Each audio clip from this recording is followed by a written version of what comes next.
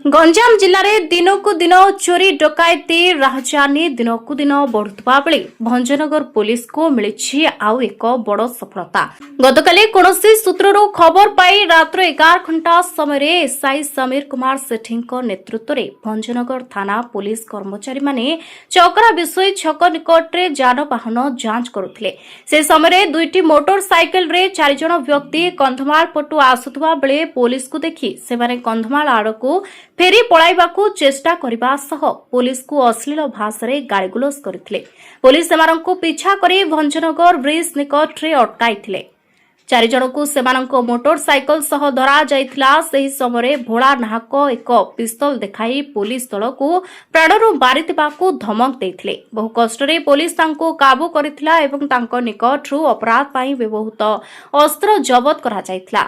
पचरा उचरा समय अभियुक्त माने स्वीकार करथिले जे सेमाने कंधमालरू ब्रह्मपुर को गंजेई चालाण करुथबा गाड़ीगुड़ी को एस्कॉर्ट करुथांती। सेमानंको निकटरू गोटे 7.65 mm देसी दियारी पिस्तल, 7.65 mm रो 2 राउंड जीवंत गुली, गोटे मैगजीन, गोटे मोबाइल फोन, गोटे रियल एनफिल्ड बुलेट मोटरसाइकल, गोटे टीवीएस अपाची मोटरसाइकल जबत करा जायछि।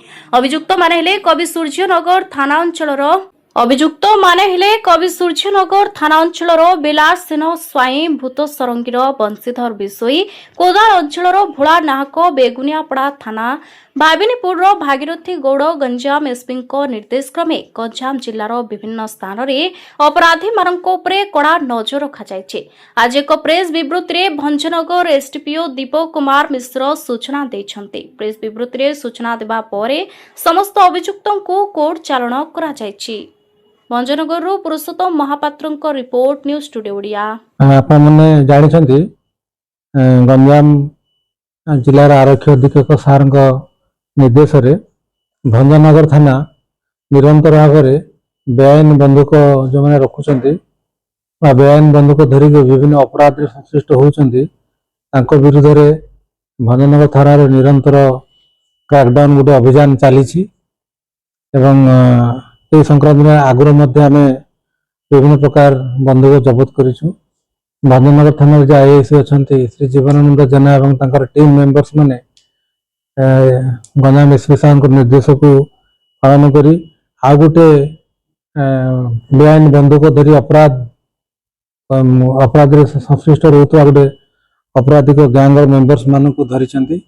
गतकाली एसआई समीर कुमार सेठी नेतृत्व में भंजनगर रे जितेबाला गाड़ी चेकिंग एवं पेट्रोलिंग जारी रही गोटे अपराधिक गैंग जे कि गंजाम विभिन्न थाना मानक विभिन्न मोकदमा इनवल्व संश्लिष्ट अच्छा आगुरी हत्या मोकदमा ना अच्छी से गोटे गैंग को ठाब कले धरिले पाखर गोटे 7.64 mm गोटे देसी कंट्रीमेट माउजर और 2 राउंड गुली जबत कले। ये जो गैंगटा धराई जो मैंने बेआईन बंदूक धरिकी विभिन्न अपराध आगु संश्लिष्ट अच्छा बर्तमान कर योजना करुले। आगुरी नेतृत्व नहीं भोला नायक बोली जड़े भोला नाहक बोली जड़े छचिना गाँ कोदुआ थाना अंतर्गत से आगुरी गोटे मर्डर केस इनवल्व अच्छा विभिन्न प्रकार केस इनवल्व अच्छा सहयोगी मैंने भागीरथी गौड़ बेलारसेन स्वाई बंशीधर विषयी 4 जन को धराई आज गिरफ होती।